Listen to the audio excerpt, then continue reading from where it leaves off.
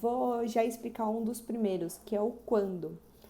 É sempre legal os noivos já saberem se tem uma data muito importante para o casamento. Às vezes é um aniversário de namoro, a data que foi pedido em casamento, a data de aniversário de noivado, uma data muito especial.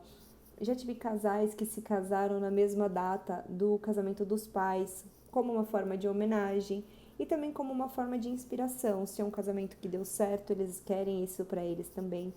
Então, muito legal vocês primeiro pensarem no quando.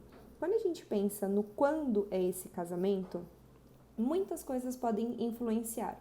Às vezes é uma época que tem mais descontos, é uma época de baixa procura, ou o contrário pode acontecer, às vezes é uma época de muita procura, então os espaços eles ficam um pouco mais caros, os orçamentos acabam se tornando um pouco mais caros. A época da primavera, que é a nossa época mais procurada, de setembro a novembro, é uma época muito boa para se casar. O clima é favorável, o tempo, o estilo, as cores do céu, de tudo.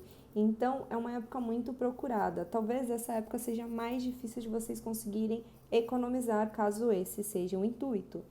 Se o intuito é economizar, a época de agosto, por exemplo, um pouquinho antes, já é uma época muito legal de fazer evento. Janeiro, fevereiro também é muito bom para a gente fazer eventos mais econômicos.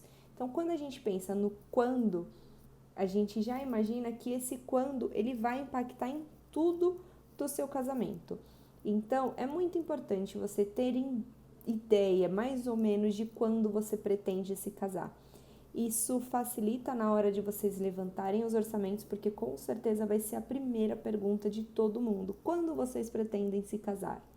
Se vocês deixarem essa data aberta, é possível também o espaço que vocês forem se casar, eles vão trazer as opções dentro desse quando mais aberto. Mas quando vocês já têm uma ideia básica do que vocês pretendem para o casamento, facilita bastante na hora de negociação. Então, primeira dica tá aí. Quando? Pensem, planejem, verifiquem o que seria mais confortável para vocês em relação ao planejamento do casamento. Então, pensem numa data ou numa época. Imaginem que, quando a gente pensa numa data de casamento, vamos supor, eu quero casar no dia 1º de janeiro. Então, a gente tem que imaginar se esse dia vai cair durante a semana, se ele cai durante o final de semana, se é um sábado, se é um domingo. Isso também influencia em valores e também em disponibilidade. As datas que geralmente mais saem para casamento são os sábados, são as datas que os noivos mais procuram. Então, quanto maior a procura, geralmente maiores os orçamentos. Quando os casamentos acontecem, por exemplo, durante a semana, são datas com menores procuras.